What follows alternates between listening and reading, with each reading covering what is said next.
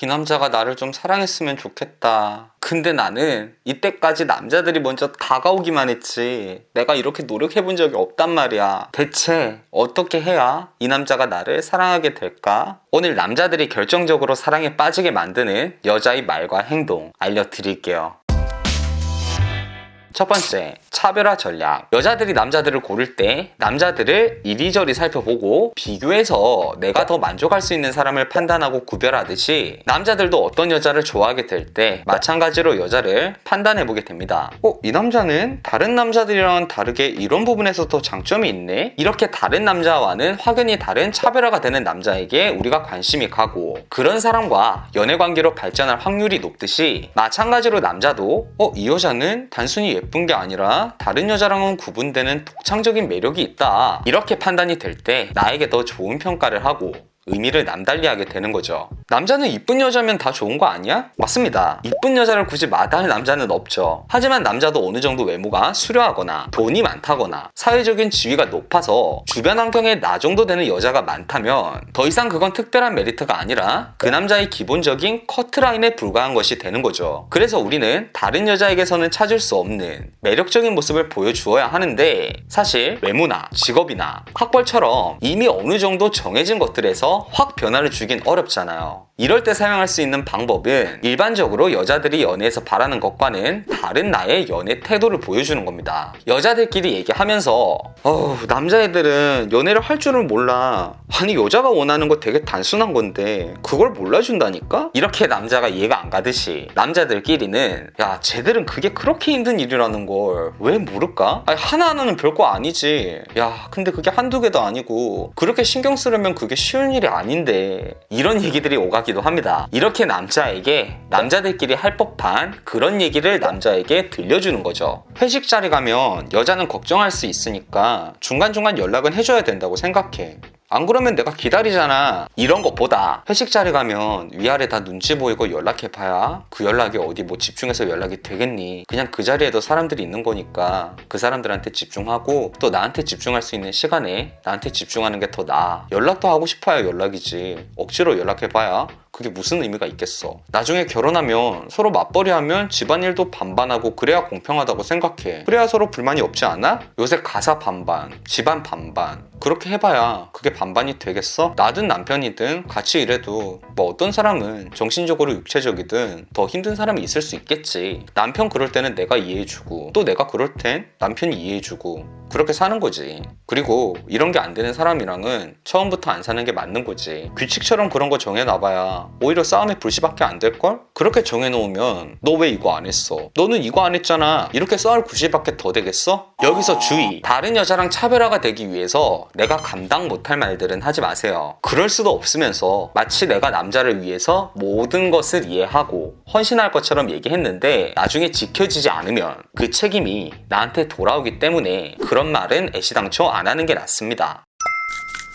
두 번째, 연애관 맞추기. 사람마다 어떤 연애를 하고 싶다는 생각은 제각각입니다. 나는 진지하고 깊은 연애를 하고 싶은데 상대는 그렇게 무겁지 않은 연애를 하고 싶을 수도 있죠. 처음부터 너무 깊은 관계를 원하는 게 아니라 만나다 보면 자연스럽게 감정이 이끌리는 대로 관계를 이어나가고 싶은 사람에게 나는 연애는 무조건 진지해야 된다고 생각해. 시작할 때부터 결혼을 전제하고 만나고 그 결혼이 이루어질 수 있게 서로 노력해야 돼. 이런 말을 한다면 그 사람은 나를 사랑하기가 어려워지겠죠. 연애가 너무 가벼워서 좋은 것도 아니지만 처음부터 너무 무거워서 좋은 것도 아니거든요. 함께 지내다 보면 감정이 깊어져서 진중한 관계로 나아가는 경우도 있고 그렇지 않은 경우는 헤어질 수도 있는 겁니다. 이런 것들을 전혀 인정하지 않고 내가 원하는 관계만 남자에게 강요를 하면 남자는 나를 사랑하기 그만큼 어려워지는 거예요. 이 남자를 사랑에 빠뜨리고 싶다면 이 여자 연애관이 지금 내가 바라는 연애관이랑 비슷하네? 이런 생각이 들도록 해주는 것이 좋습니다. 나는 단순히 남자가 필요한 건 아니야. 같이 술 마시고 즐겁고 마냥 재밌는 그런 사람이 필요한 게 아니라 세상 살기가 이렇게 힘겨울 때 온전히 내 편일 수 있는 한 사람이 필요해. 관계라는 게 어떻게 될지 모르잖아. 만나다 보면 서로 마음 깊어질 수도 있는 거고 막상 만나면 서로 별로일 수도 있는 거지. 서로 부담을 가지고 시작하는 관계를 나는 별로 바라지 않아. 조심할 건 조심하면서 서로 천천히 어떻게 각자의 감정이 흘러가는지 지켜보고 그 마음이 맞으면 서로 오래 만나는 거고 아니면 각자 갈 길 가는 거지. 이런 주제 말고도 연애관이라는 건 아주 다양합니다. 연락에 대한 생각, 데이트 비용에 대한 생각, 상대의 가족이나 지인들을 만나는 것에 대한 생각, 여러 가지 연애관들이 일치할수록 남자는 자기와 내가 바라보는 방향이 같다고 생각하기 때문에 더 손쉽게 나에게 사랑을 느끼게 되는 겁니다. 마치 장애물이 있는 도로에 장애물을 치워주면 차를 풀악셀로 밟을 수 있는 것처럼 남자의 감정이 속도를 낼 수 있게 그 장애물들을 치워주는 거죠.